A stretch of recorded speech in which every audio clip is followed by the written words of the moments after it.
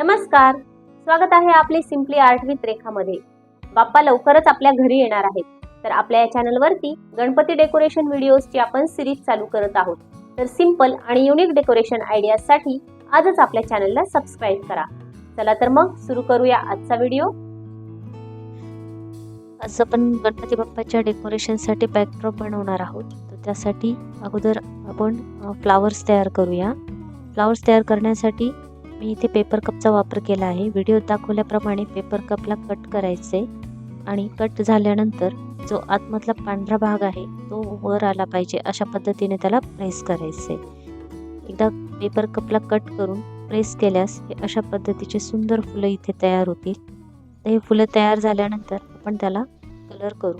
इथे मी acrylic colour वापरते आणि फुलांना रेड कलर देते। तुम्ही तुमच्या चॉईसने दुसरा कलरही देऊ शकता। आता हा दिलेला कलर सुकल्यानंतर व्हिडिओत दाखवल्याप्रमाणे मी येलो कलरचे ठिपके जे आहेत ते फुलांच्या मध्ये देत आहे।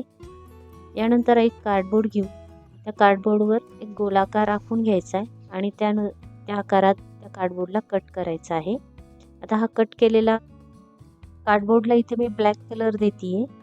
ब्लॅक कलर देऊन सुकेपर्यंत एक ग्रीन कलरचा A4 साइज पेपर घेतला, त्याला रुमालाच्या घडीप्रमाणे त्याला फोल्ड करायचे।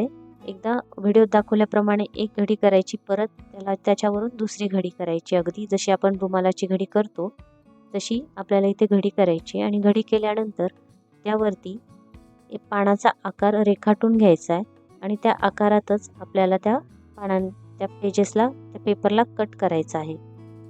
असं का करायचंय, कारण जर अशा पद्धतीने आपण कट केलं तर एका पेज पासून आपल्याला 4 पानं मिळतील, आपलं काम जरा सोपं होतं।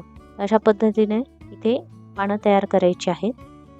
आता आपण जो कार्डबोर्डला कलर दिला होता तोही सुकलेला आहे, तर ही जी तयार केलेली पानं आहेत ती कार्डबोर्डच्या बाहेरच्या बाजूने त्याला आउटलाईन करायची। याची सगळीकडून हे चिटकवून घ्यायचे पानं। मी इथे व्हाईट ग्लूच्या मदतीने ही पानं जी आहेत ते आपल्या कार्डबोर्डला चिटकवून घेतली व्हिडिओत दाखवल्याप्रमाणे। आणि आता ते झाल्यानंतर आपण आतमध्ये जे आहे आतमध्ये आपल्याला फुलं चिटकवायचे आहेत कार्डबोर्डच्या, आणि ते फुलं अशा पद्धतीने चिटकवायचे आहेत की तो जो कार्डबोर्ड आहे तो पूर्णपणे त्या फुलांनी कव्हर झाला पाहिजे।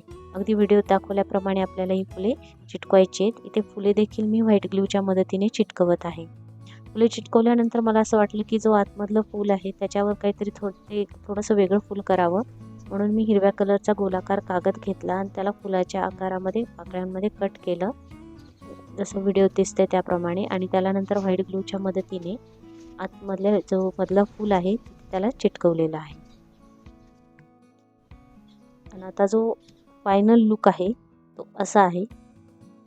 आपण जो आता बॅकड्रॉप तयार केलेला आहे त्याचा फायनल लुक अशा पद्धतीने येईल। तुम्हाला हा फायनल लुक कसा वाटला मला नक्की कमेंट करून सांगा, आणि व्हिडिओ आवडल्यास नक्की व्हिडिओला लाईक करा, शेअर करा आणि अशाच व्हिडिओसाठी चॅनलला नक्की सबस्क्राईब करा।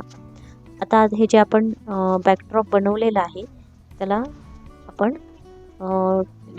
आपण इथे लाइटिंग लावून घेऊ, जे काही आपले फेरी लाईट्स आहेत ते।